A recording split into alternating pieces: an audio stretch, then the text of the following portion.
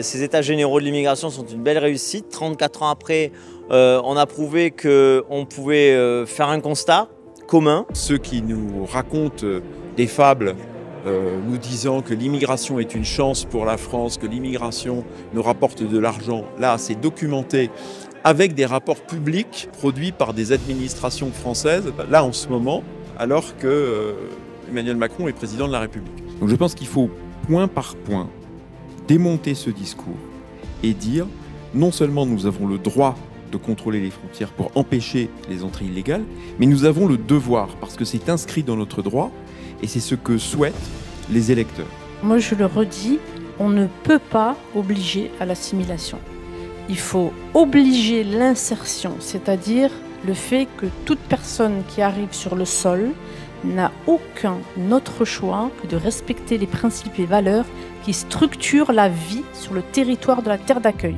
La gauche, par son évolution idéologique, et la droite, par son caractère très velléitaire, une fois qu'elle a été au pouvoir, ont déçu les Français qui ont maintenu leur demande sociale pour l'arrêt de l'immigration et une politique ferme d'assimilation. Il y a même une prime à la non-assimilation, c'est-à-dire que lorsque on le voit ce qui se passe à l'école, les personnes arrivent, ne respectent pas la loi de 2004, les personnes invectivent les enseignants, il ne se passe rien.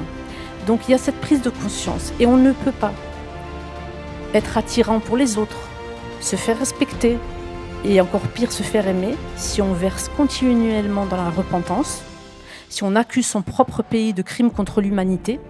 C'est quelque chose qui est tout à fait invraisemblable parce que lorsqu'on vient de cultures qui ont l'honneur qui est placé au-dessus de toutes les autres valeurs, si soi-même on est à genoux et on s'autoflagelle, on ne peut pas être respecté. Donc ça c'est extrêmement important.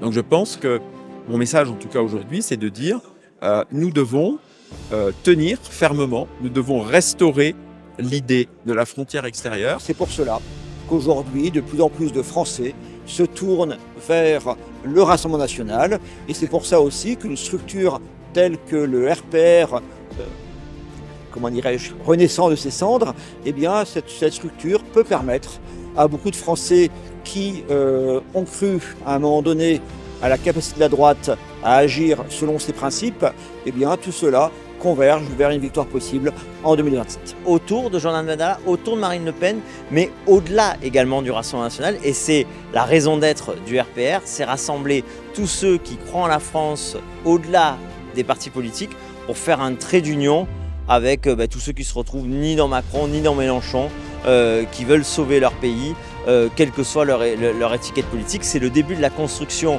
de majorité, de liste d'union pour demain les municipales, d'une majorité présidentielle pour après-demain en 2027. Je pense qu'en politique, il y a la compétence, il y a le programme, mais il y a un moment où il faut avoir le courage d'affronter l'adversité. Il faut avoir le courage d'en prendre plein la gueule dans la presse. Il faut avoir le courage que tous les matins vous faites allumer par les éditorialistes. Et pour moi, la seule qui a ce courage-là, c'est Marine Le Pen. Merci à vous, chers intervenants, pour la haute teneur de ces débats. Avec vos parcours respectifs et vos expertises éclairées, vous avez dressé un constat précis de la situation, porté un regard lucide sur ce que Malika Sorel a appelé de longue date la décomposition française. Avoir parlé comme nous, mais gouverner comme les socialistes, aura définitivement jeté le discrédit sur toute une famille politique. L'un des grands messages que nous entendons porter aujourd'hui à l'appel du Rassemblement national et du RPR à tout le peuple français, c'est qu'il est possible d'agir. Que l'immigration n'est pas un phénomène météorologique auquel on ne peut rien ou une fatalité à subir. Après 40 années d'excès en la matière, il est salutaire de revenir à la raison, de réintroduire des limites pour peu qu'on en ait le courage et la volonté politique.